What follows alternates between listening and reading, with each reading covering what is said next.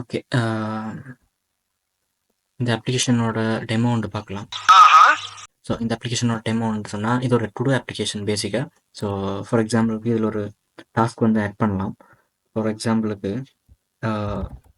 Make a video about stack e-commerce web, right? So இதுக்கு நம்ம வந்து ஒரு டியூ டேட் கொடுக்கலாம். ஸோ அந்த டியூ டேட் வந்து நார்மலாக மேனுவலாக என்டர் பண்ணாமல் ஆட்டோவாக க்ரியேட் ஆகாமல், ஸோ இது வந்து நார்மலாகவே செய்திருக்கோம். ஸோ இதில் வந்து ஃபார் எக்ஸாம்பிளுக்கு 25th கொடுத்துட்டு ஸோ அட் கொடுத்த மாதிரி இருந்தால் இன்ஸ்டண்ட்டாக வந்து அட் ஆகுது. ஸோ எப்போ டியூ டேட்டோ அந்த டேட்டும் வருது. அதேமாதிரி இதில் பார்த்தீங்கன்னா டோஸ்ட் நோட்டிஃபிகேஷன் ஒன்று வந்தது.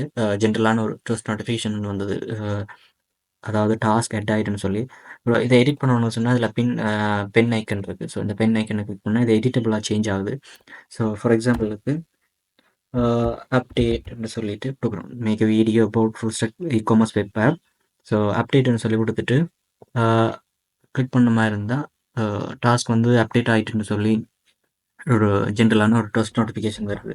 ஸோ அதே மாதிரியே டாஸ்க்கும் வந்து அப்டேட் ஆகிட்டு ஃபார் எக்ஸாம்பிளுக்கு இந்த டாஸ்க்கை வந்து நீங்கள் ஃபினிஷ் பண்ணிட்டீங்கன்னு சொன்னால் ஸோ இதில் வந்து கம்ப்ளீட்டட் வந்து செலக்ட் பண்ணலாம். ஸோ செலக்ட் பண்ணால் இது வந்து ஒரு ஸ்ட்ரைக் த்ரூ கோடு மாதிரி வந்துட்டு ஸோ இது வந்து கம்ப்ளீட்டட் அப்படின்னு சொல்லி கன்ஃபார்ம் பண்ணலாம்.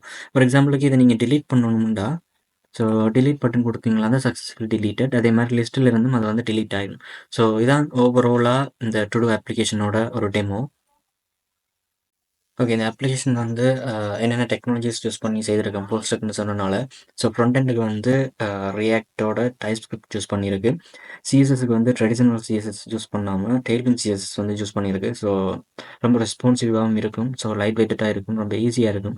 ஸோ ஃபியூச்சர்ஸ் டெக்னாலஜிஸ் வந்து டெய்ல்விண்ட் சிஎஸ்எஸில் வந்து நிறைய ப்ரொஜெக்ட்ஸ் வந்து செய்து கொண்டிருக்காங்க. ஸோ அதுக்காக அட்வான்ஸாக ரியாக்டோட டைப் ஸ்கிரிப்டும் ஆட் பண்ணியிருக்கோம் ஒரு டைப் சேஃப்டிக்காண்டி. ஸோ அதோட டெய்ல்விண்ட் சிஎஸ்எஸ் சேர்த்து ஃப்ரண்ட் எண்ட்.